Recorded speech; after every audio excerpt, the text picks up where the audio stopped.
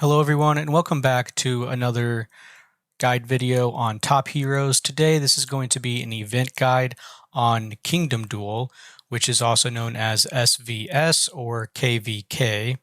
This is a server versus server battle similar to the guild arms race event where you have a prep phase and then a war phase. So let's go ahead and dive right into it and go over some of the important pieces of information you'll need to know to maximize your score and to win the Kingdom Duel. So the Kingdom Duel is a server versus server event where you are matched with another server of equal power. You earn points through the preparation stage and the war stage, and then at the end you have a throne war in which the team that lost the preparation stage will defend and the team that won will go in and attack the other server.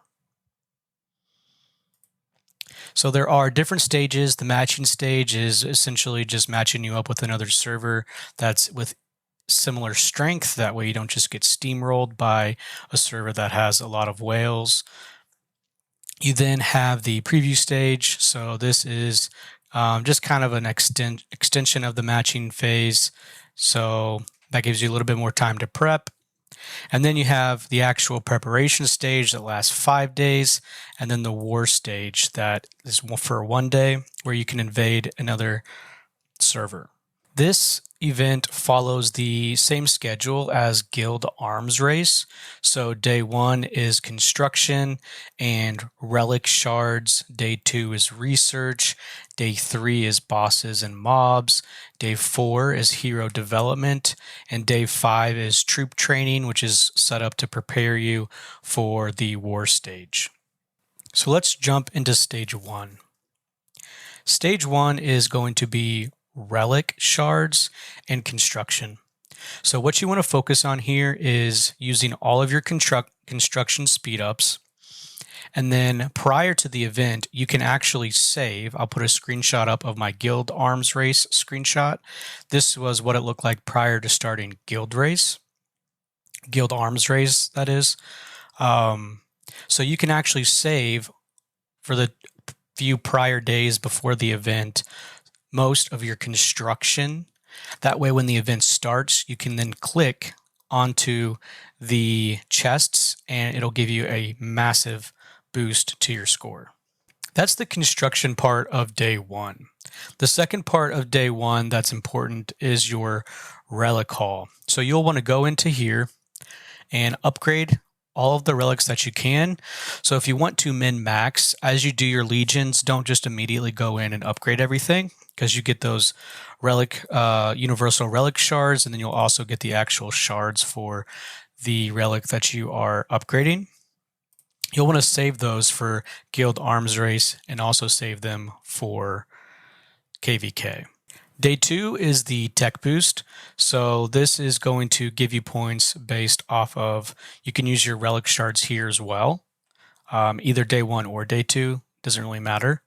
And then you'll want to use all of your research speed ups, and then you can use all of your general speed ups as well on tech boost if that's what you want to do.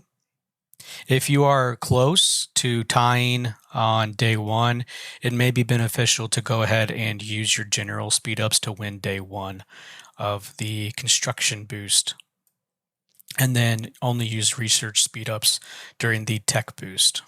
Day 3 is called Global Battles. That is essentially just going out, completing bounties, which give you quite a bit, and then going out into the world map and killing mobs, legions, bosses, things like that.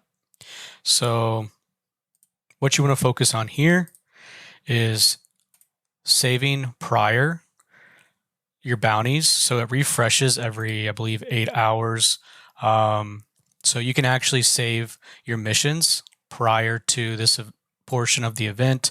So just keep that in mind. We want to have max missions available whenever this portion of KvK comes out. And then you'll want to save a lot of your energy speed ups for this as well, because you'll be able to use those to increase your stamina so you can continue fighting those world bosses and get more points.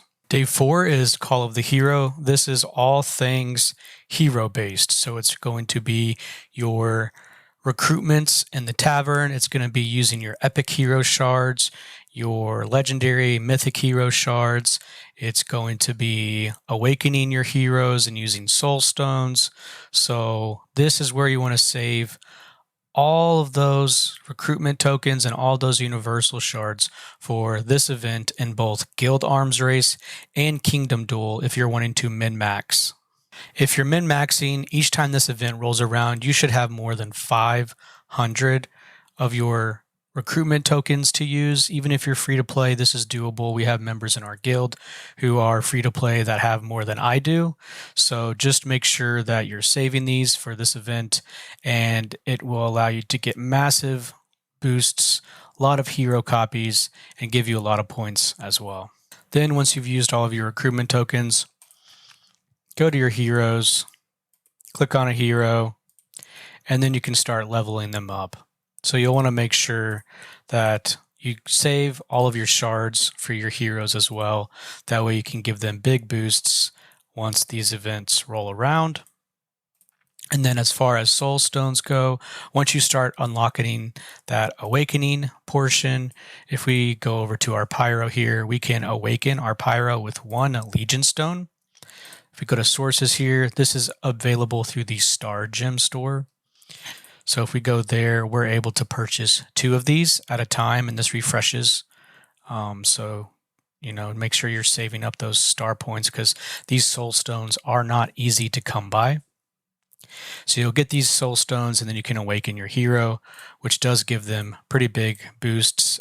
This first tier 1 for our pyro is going to give a 8% skill damage increase, which is pretty significant as far as increasing that DPS that she already has that is so high. And then stage 5 is all training focused. You use your training speed ups, and then you'll be able to pump out as many troops as you can over here with your barracks. It's a pretty simple stage, and this is just in preparation for the war stage. Finally, we have stage 6, which is the war stage. You get points for first defeating enemy soldiers from that enemy server. And then you also get points for healing your own soldiers.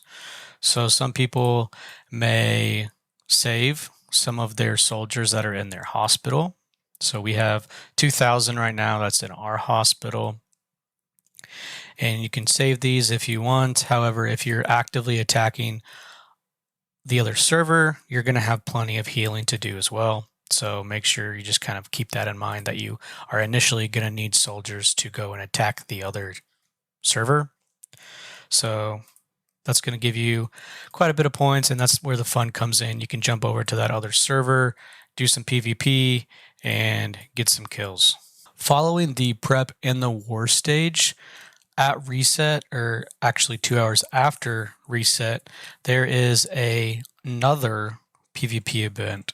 So the winner of that first stage is able to invade and attack the castle on the other server.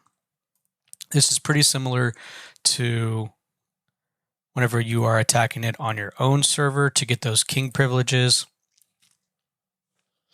Whoever wins this is going to determine the king, and the winner wins the whole event. So it's important that you have a lot of your guild members on and understand that this happens very quickly after reset following the end of the war stage. As far as the rewards go, this is a good opportunity to receive your legendary universal hero shards, as each day, depending on your individual rank, you'll be earning these rewards. At the end, if your server wins, everybody gets some resources, a advanced relocation, 500 gems, and 5 gold chests.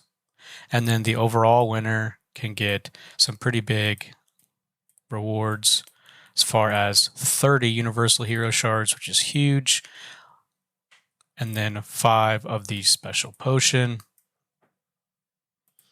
For the war stage, it's more of the same, diamonds, universal hero shards, and then same for the individual overall rankings.